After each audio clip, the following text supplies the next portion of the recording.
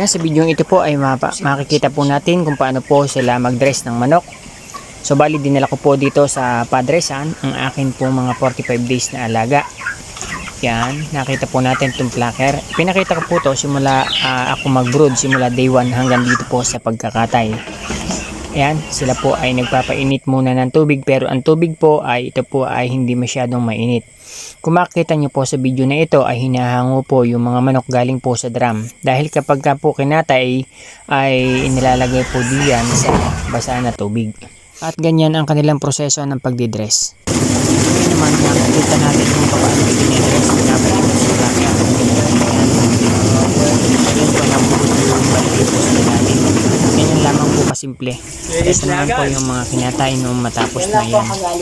Yung mga tubig po para dire-diretso yung tubig para malinis, makintab. Yan, at kasama ko nga rin po ang aking tatay at saka ang aking pamangkin dito sa pagdidress at mamaya daw sila uuwi. Titingin-tingin muna kung paano mag-dress. Kasi dati nakakakita lamang kami ay parang hindi pa tanim sa aming isip kung paano mag-dress. Ngayon po nare-refresh kung paano. Yan. So ngayon tapos na po yung pag-ikot para lamang po naglaba. Ay yan, kinukuha na po niya. Medyo may pa isa-isa pa po na natitirang balahibo at kinukuha po. Tapos inahango na at inilalagay po dito sa lamesa kung saan tinitipon yung mga dress na po. Ayun ang mga na-dress na manok. Yan po, kita natin ang gaganda na po ng manok na yan. Siyempre may natitira po yan, hindi po 100%. Kaya tanggal po yung maliliit na nasa ulo. Dahil bata pa nga po ang ating manok, marami pong natitira na mga parang baby na balahibo pa sa ulo, yung madidilaw pa.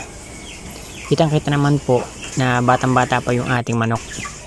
Yan. Napakabilis din po nila magtanggal ng ulo, paa. Sabi ko pa nga doon sa video na sabi ko ang isang ganyan ay 1 oras sa atin pagka tayo manual. Mantalang sa kanya saglitan lang. Dahil matagal na raw pala sila na ganyan ang trabaho. Siyempre may mga pa isa-isa pa rin na natatanggal na balahibo. Sa amin, 1 oras isa. Ay buso ng mga balahibo. Ganyan lang kasimple. Tingnan niyo po. Tinanggal po lamang iyon. Tapos yung paa. Ganun lang. Tapos nakakita ng kaunting balahibo. Tinanggal gamit po yung kutsilyo na yun. Yan o. Ganun lamang po. Tapos yun, tinanggal doon. Binukot po doon sa likod. Yan lang kasimple sa kanya ang trabahong yan. Pero sa atin, napakahirap. Kung titingnan po natin ay napakadali pero napakahirap. Sa part na yan ay madali lamang po ang pagtatanggal. Ang pinakamatagal po diyan ay yung paglilinis po ng isaw. Baling nga pala dito po sa pinagpapadresan ko ay pag natanggal po nilang ganyan ang laman ay nililinis pa rin po nila yung mga bituka o yung isaw. Tapos yun pong balon-balunan at saka po atay. So ganun po ang nangyayari. Kapag po natanggal na po yung bali, ang nangyayari po dyan, ang tatanggal lamang po ay yung talagang balahibo at saka po yung mga ipot.